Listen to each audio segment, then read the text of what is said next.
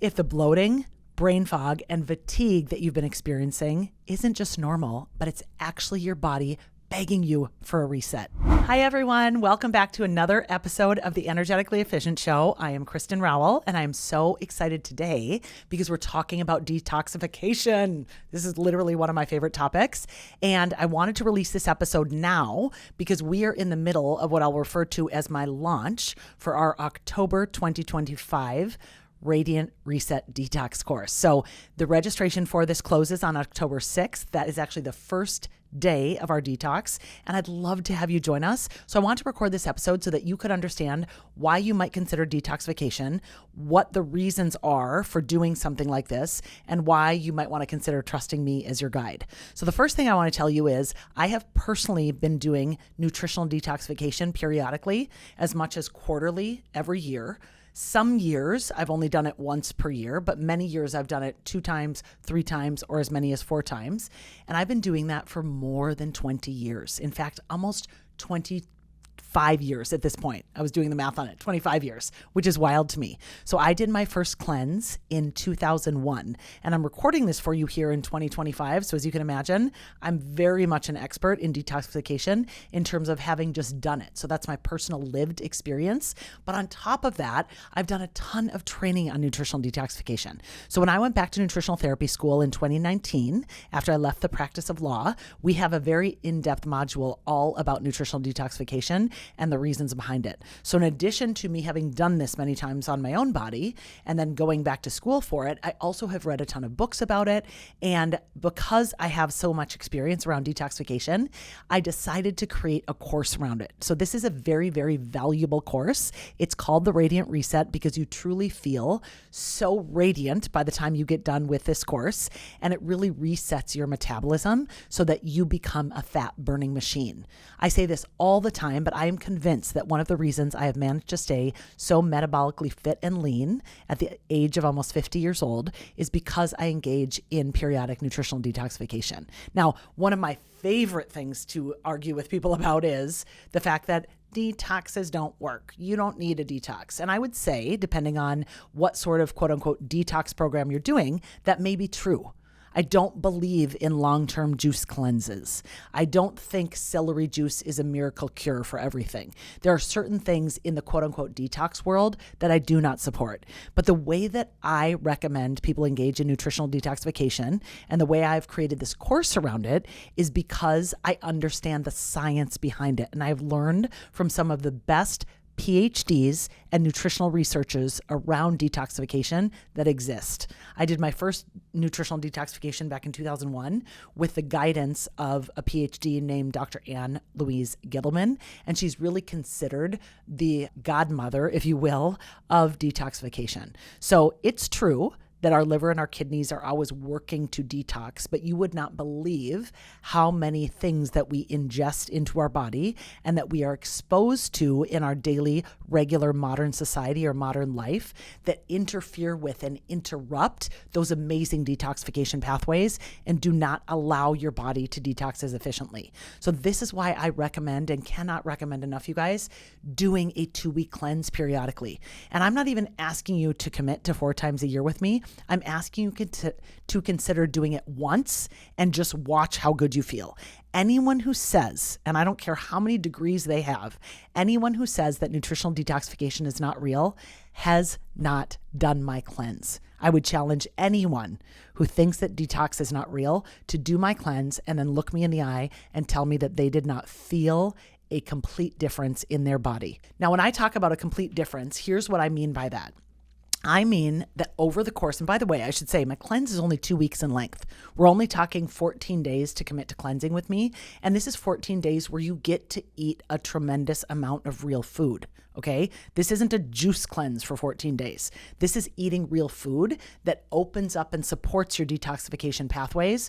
And more importantly than that, or equally as importantly, I should say, prohibits you from putting in any sort of substance that impedes your detoxification pathways. So those are the 2 keys for detox. Eat the right foods that support the detoxification pathways that we have in our bodies. Engage in behaviors, I would say as a secondary point or point 1B, engage in the behaviors that allow those detoxification pathways to be open.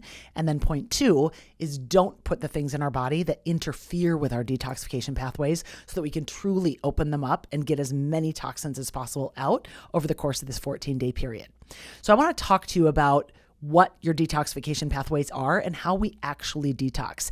And like I said, if you choose to join us for this 2-week experience, which is a very, very reasonable price point, I'll tell you all about what you'll get in a moment, but I want to just first give you the why behind it. So we detox toxins out of our system through 4 primary pathways. This would be through our urine. So we're going to detox it when we urinate. We're going to detox through our feces. So every time we have a bowel movement, we're getting some toxins out. We're going to detox through our sweat. This is why I love extreme sweating. I love sauna. I love doing hot workouts. I love when people do hot yoga.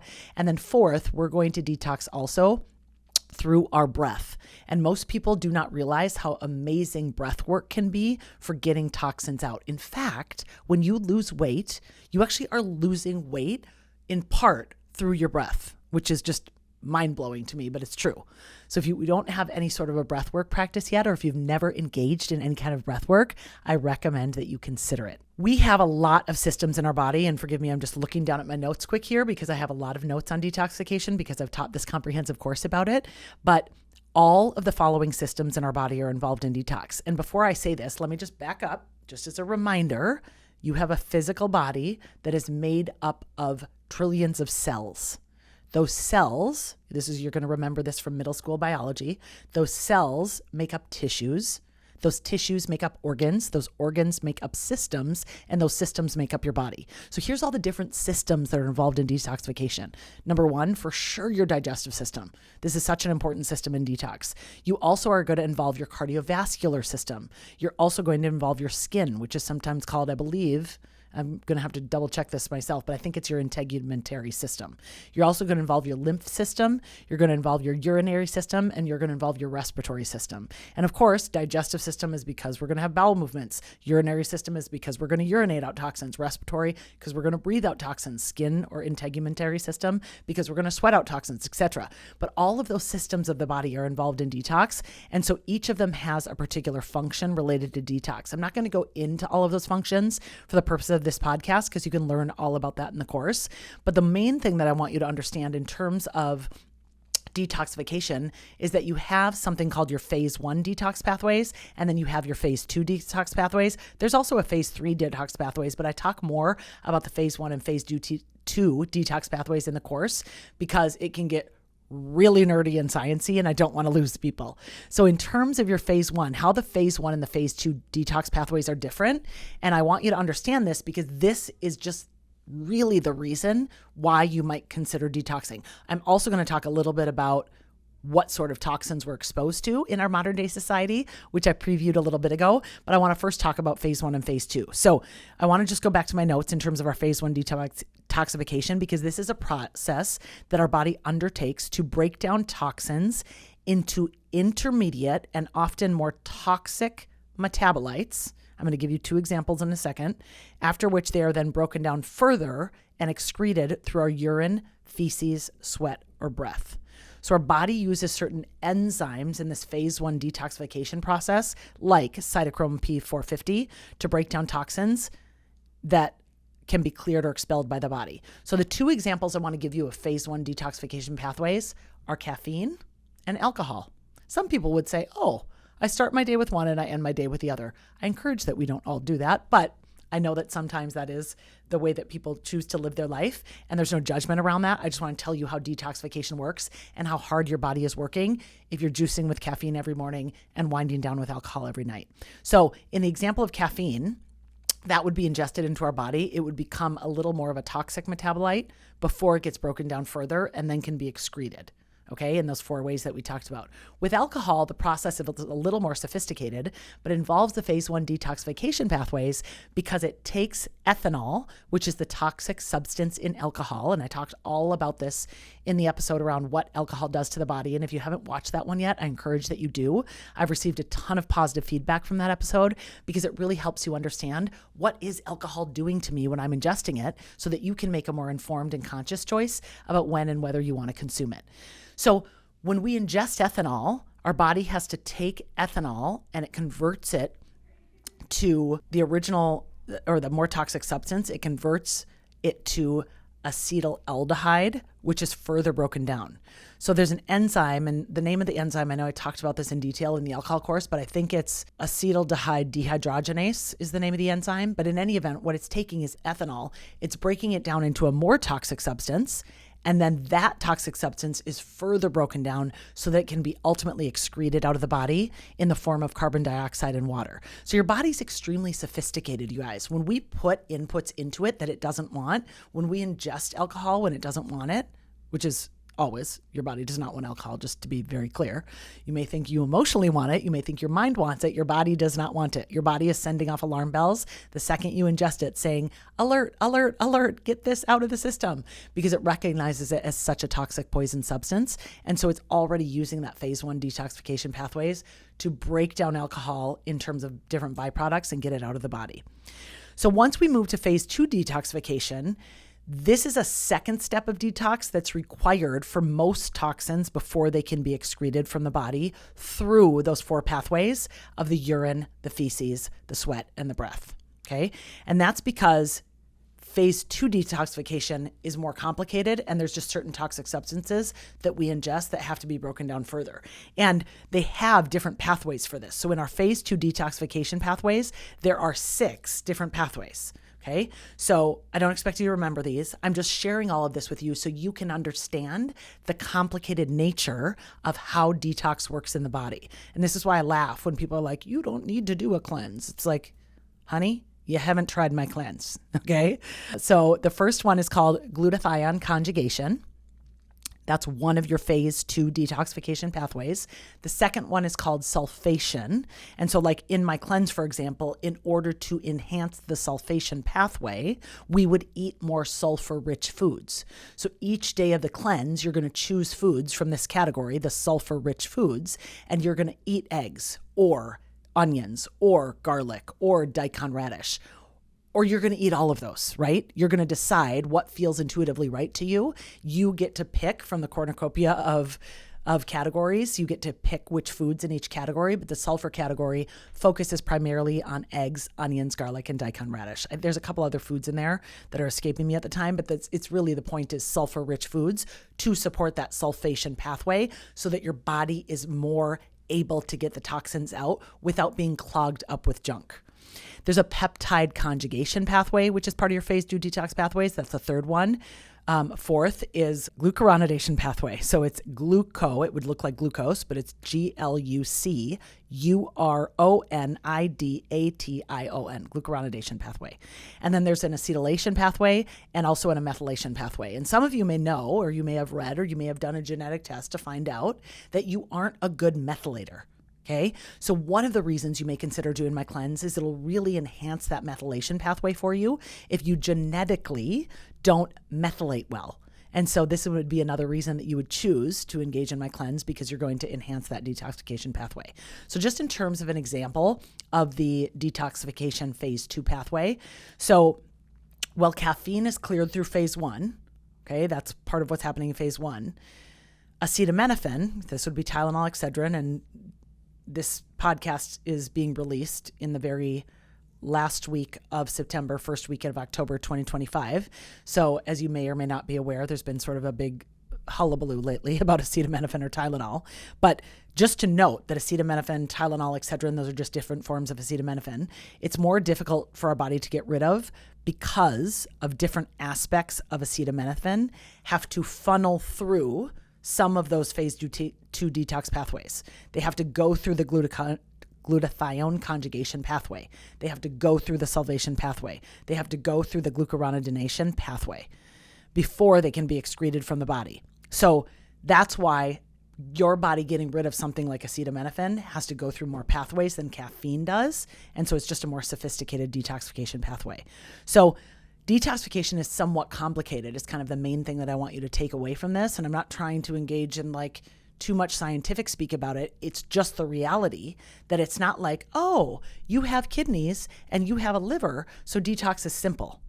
No, detox is complicated because of the fact that you really have to support these pathways in order to get these toxins out of your system. And I want to give you a visual about this as you're thinking through, would this be something that I could benefit from? And the visual that I want to give you, and I apologize for this, but I talk about bowel movements like literally every day. I talk about this with my clients. I work to educate people about them. Most people, because this is something that is really, truly one of the only things that we all do in complete privacy, right? So no one sees other people's bowel movements unless you're in a public restroom and you walk into a bathroom where the toilet wasn't flushed or something. Otherwise, you would never see what someone else is experiencing when they go to the bathroom. But you know what your bowel movements are like. And so when I talk through this with you, you'll be like, oh, wow, okay, wait a second. I never really thought of that. So in this 2-week experience, I always say you are going to have a bowel movement at some point during the first week or the second week. It may even be at the very end of the cleanse that you are going to be like, oh my God, I am so impressed with myself that I just got all of that out of me that I almost want to take a photo of it. And let me just warn you, I do not want you to take a photo of it. And I do not want you to send it to me. Although I have borderline almost allowed clients to do that before because they were so excited about how much they cleansed out of their body. But I say that, you guys, because so many people are having bowel movements in the bathroom that literally are not excreting everything from them. They may get a ton of loose stools. They may have a ton of constipation. If you want to really see, and I'm going to pull this up on my computer, which I have in front of me. So if you want to do this, I want you to just Google what's called a Bristol chart, Bristol.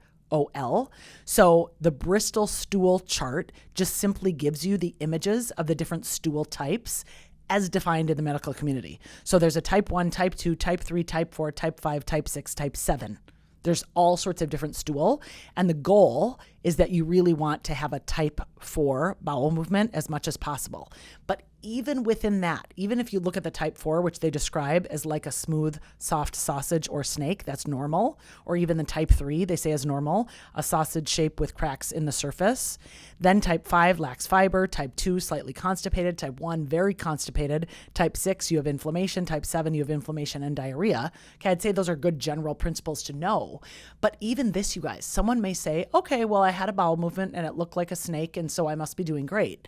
If that snake is like, and I'm going to say this because I'm originally from northern Minnesota, so we had something called garter snakes. So a garter snake is a snake that's kind of really long and lean. It's a tube. We had these growing up in Minnesota. I have a sister who used to pick these up and carry them around and terrify everyone in the neighborhood. No, thank you. So that would look very different. If you analogize a garter snake to stool, that would look very different than the width of like a boa constrictor. Okay, a boa constrictor is a very big, wide snake. So what I'm telling you is throughout the course of this 2-week cleanse, if you're someone who is having, I'm making this up, a garter snake shape stool, it was a snake, but it might have been the width of your pointer finger, okay? Versus something that's as wide as a boa constrictor where you feel like you truly expel out a tremendous amount of stool, you will notice the difference in terms of how you feel. Your belly will be so much flatter. And what I'm here to tell you, you guys, is if your stool is like a garter snake in terms of the width, you are not excreting out all of your toxins. It tells me that you have impacted fecal matter stuck to the walls of your large intestine.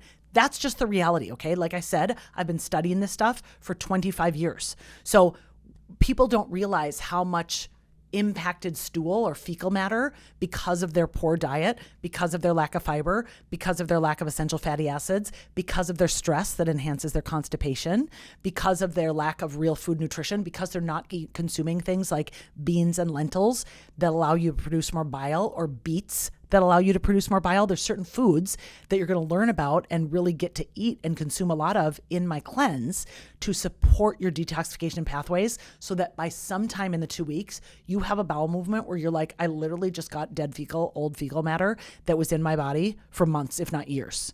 It's just reality. And I'm just telling you, I've learned about this. If you want to read a really good book about this, consider reading any of Anne Louise Gittleman's books. She's got so many out there, but any of her detox books. I've read everything from the Fat Flush Plan to, I think she was one of the authors of the Living Beauty Detox program. I don't know that that's true, but she for sure has this whole series of the Fat Flush Plan books. And then she also has come out with Radical Longevity. That's what that one is called. Also fantastic. She originally way years ago wrote Beyond Pritikin. She wrote Radical Metabolism. I've read that one. So in any event, She has fantastic books on this, but she talks about this problem that we have of impacted fecal matter that people are very unaware of. And I can say from my own personal experience of noticing what the incredible bowel movement is that you have in that second week of the cleanse, and the reports from so many of my clients, hundreds of clients who have done this cleanse over the last several years, this is real. Okay. And let me just explain to you why this matters. It's like, okay, Kristin, well, why do I care if I have a garter snake amount of stool in the toilet as opposed to this more boa constrictor style? And the reason that matters is I want you to remember what I talked about in terms of your cells versus tissues versus organs versus systems versus your body. Okay. Cells make up tissues, tissues make up organs, organs make up systems, systems make up your body. Your small intestine and your large intestine, let's focus on the large intestine for a moment because that organ gets so much love during my 2-week cleanse. Your large intestine is also called your colon. This is the last organ that the food passes through before it comes out of your body and is excreted into the toilet in a bowel movement. Your large intestine, again, is an organ. What is an organ? It's made up of tissues. What are tissues? They're made up of cells. So this is a part of your body. It's an organism in your body. It's an organ, okay? It has tissues and cells that comprise what it's made up of. And as stool is moving through that organ, if it doesn't move through properly and actually doesn't get excreted, if that stool sits in there and is stuck because it isn't given the raw materials to help it move through, like bile, like essential fatty acids, like the fiber, it gets stuck. And then, as you can imagine, the toxins that are in that stool can get reabsorbed into the large intestine. Okay? Your large intestine, it's not like a concrete wall, you guys. It's cells and tissues. It's absorbing stuff that's coming through it all the time. So you want it to be excreted. You don't want it to be sitting there impacted. You don't want those toxins to be absorbed back into that tissue because that's what makes you feel like shit. Excuse my language, but it's true. I cannot get over the testimonials I have from this cleanse about how amazing people feel. It's like, Kristin, what's going on? I'm on day 4 and I'm popping out of bed before my alarm. I don't need coffee to get through my day. I feel so happy. My mood is improved. I'm like, you guys, this is the power of opening up your detox pathways and getting all that garbage out of your system. Keep in mind, when you lose fat, which you will on this cleanse in 2 weeks, and I'm not saying that because I want to sell you on this. I'm saying that because it's true. When you lose body fat, that is a form of detoxification. Okay. We store, okay, remember what your fat cells are. Okay. All of our fat cells on our body, that is called adipose tissue. Okay. Your adipose tissue is an endocrine organ. It's an organ. It's part of your body. It's actually actively communicating with the rest of your body. And so your endocrine organ, adipose tissue, otherwise known as your fat cells, hold a lot of your toxic sludge. They're like a sponge for toxins. A lot of your toxins sit in your fat cells. So when we start to lose fat, when we start to actually flatten our tummy on this cleanse, when we start to get rid of this toxic sludge, by drawing it out of our fat cells and bringing it down into our stool to get it out in the form of a bowel movement, you're actually engaging in a form of detox and you like feel lighter and you feel happier and your moods are better and you don't want to bite off your partner's head or you don't want to like eye roll at your kids when they yell back at you. You feel, or clients or colleagues or whatever it is that you may be experiencing in your personal reality. So cleansing, detoxification, nutritional detoxification just has so many incredible benefits that I really encourage everyone just to try it once. And I know that for a lot of people, it feels scary. I will be honest with you. When I did my first cleanse, I was terrified. I had so many questions in my mind. It was like, what if I can't do it? What if I miss all the foods I used to eat? What if I don't like any of the food? What if I'm tired all the time? What if, oh my gosh, I have all these meetings for work. What if I feel tired and I'm slumped over at my desk? Listen, I had all these fears about it too. And the only way I would find out that I could actually do it and actually power through 2 weeks and feel amazing, specifically on the other side of just 3 days. I mean, by day 4 and beyond, you feel amazing on this cleanse and you're like, why would I ever go back to my old life? So by day 4, you feel so amazing. Yes, the first 3 days are going to be a little bit hard, especially for those of you who are highly addicted to caffeine. So I always recommend, because we start on a Monday, and I recommend that you start on a Monday. And if you drink a lot of caffeine, and I go back and forth with caffeine, I don't drink it, then I drink it, I don't drink it, then I drink it. I've given up for a year at a time. I always go back to it. I say I'm like a heroin addict with caffeine, and it's kind of like I'm in this very toxic relationship with it, like the guy who you should just break up with and never get back together with. That's how I am with caffeine, right? So depending on where I'm at with caffeine, I may start Friday and not have caffeine Friday, the day before I start the cleanse, so that if I get exhausted on Saturday, which would undoubtedly happen once I break up with caffeine, I can take a nap on Saturday. When I feel really tired still on Sunday from the lack of caffeine, I can take a nap on Sunday. And then by Monday, I'm completely off of caffeine and I feel better because it's day 4 without it. So it really takes only 3 days to break up with it. So if you're someone who is like, I've got to be on Monday and we're starting the cleanse on Monday, I can't afford to nap on Tuesday and Wednesday, then break up with caffeine on Friday going into this cleanse. And like I said, you can go back to caffeine after this cleanse if you want to, but I really recommend that you consider giving up on it during the cleanse. You actually have to give up on it during the cleanse because it will interfere with your phase 1 detox pathways. It's not that hard, you guys. You can go back to it after. I always recommend that people just try this and realize. I have a lot of clients, by the way, who have tried it and been like, I never went back to caffeine after. Like I realized how good I feel without it.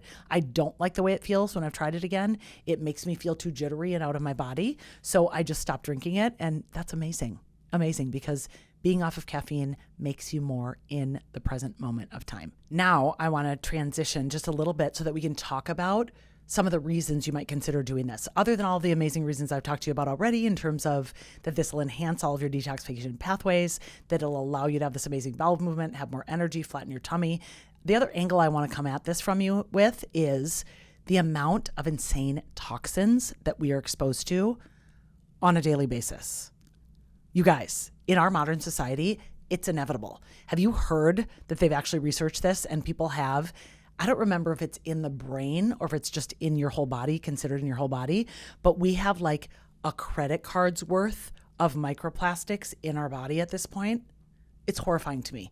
And I do toxicology testing on my clients all the time. And most, if not all of them, have some level, some of them varying degrees of toxicity, but some level of BPA, bisphenol A, which is very easily got into our body from cans, from plastic bottles, from heating up food in plastic, those kinds of things. So BPA is just one of the different endocrine disrupting chemicals. They're called EDCs that we're going to get rid of during the course of the cleanse. We're going to minimize in our body. I mean, again, we're always exposed to this stuff. So I'm not pretending that we're going to fully eliminate it with just 2 weeks, but this is why I do this cleansing every quarter, because it's actually going to help me get that stuff out when it comes back into my body. If let's say I order a drink somewhere and it comes in a plastic cup, undoubtedly I'm always getting plastic in my body. So there's also things in terms of our furniture, mattresses, or other things in our kitchen, we are exposed to chemical flame retardants. You may have heard about or read about stories in the past from people who said, gosh, I built this new home and I got so sick for the next year. I was so sick. A lot of people experience that from like all of the new furniture they ordered. There's off-gassing that's happening with all of these different chemicals that are coming from new carpet, from new couches, those kinds of things. High-risk pesticides. So I don't even want to get into this topic because I could do a whole episode on the amount of pesticides we're exposed to, you guys. But suffice it to say that because there are really bad corporations, especially here in America, that use horrible chemicals on the food that they are making or growing rather for us in terms of, wheat, soybeans, corn, you name any of the other kind of fruits and vegetables that are grown for us, and using toxic herbicides and pesticides. I have yet to test a single client who doesn't have some of this in their body, glyphosate being one of the worst. Now, glyphosate in this country has not been used, or at least it's not supposed to be used, since I want to say it was at least the 80s, maybe even the 70s. I got to look at that. I feel like it was outlawed around the time I was born. I'm going to look it up for you. When was glyphosate banned in the U.S.? Okay. When was it banned in the U.S.? Oh, it's not banned in the U.S. yet. Forgive me. That's really horrible. Okay. Well, it's been banned in Europe. I know what I was thinking of. I was thinking of DDT. When was DDT banned in the U.S.? Because that is an herbicide pesticide. So DDT was banned for most uses by the United States Environmental Protection Agency on December 31st of 1972. Okay. DDT has been banned in this country since 1972. Do you know how many DDT metabolites I see in my clients' bodies still? Because it's one of these forever chemicals. It exists in the soil. It's still in our food supply, and we haven't even been using it since the 70s, you guys. So the fact that we still use glyphosate, even though it's been banned in Europe, is so horrifying to me. I can hardly even stand it. But that's why I always recommend that people don't even touch gluten. Any gluten that you eat in this country undoubtedly has some level of glyphosate in it, and glyphosate can cause so much downstream calamity in the body, from skin issues to, if you're having a ton of it, autoimmune disorders, all sorts of things. So pesticides and herbicides is one topic that is so unfortunate that we're exposed to in terms of endocrine disrupting chemicals, but that would be another reason that you'd consider detoxing. There are other toxic chemicals in cleaning and personal products. It's called methylsulfation, I think. I don't even know if I pronounced that right. But in any event, that's another category in terms of cleaning and personal products we're exposed to. We're also exposed to things like oxybenzone, parabens, and phthalates. So I try to get all of my skincare products that don't have any parabens or phthalates in them, because think about it. And I talk about this in the detox course if you choose to join us. Our skin is our biggest organ, and people are slathering on some of that garbage lotion that you buy at Target, like Jergens or Dove or any of this mainstream brands, not realizing that they're literally slathering on toxic chemicals, and their skin is just eating that up, and it's causing them downstream issues like more toxicity and less efficiency in their metabolism, i.e. weight gain. Right? The more toxins we have in our body, the slower our metabolism is going to be, the less efficient our metabolism is going to be. So that's just one more reason to detox, you guys. The weight loss reports that I received from this course, from people who participate in this course, are so awesome. I just want you to experience it for yourself because it's real. Most women, just in case this is helpful to you, most women lose an average of 5 pounds over the course of these 2 weeks, sometimes 6 or more, and most men lose an average of 10.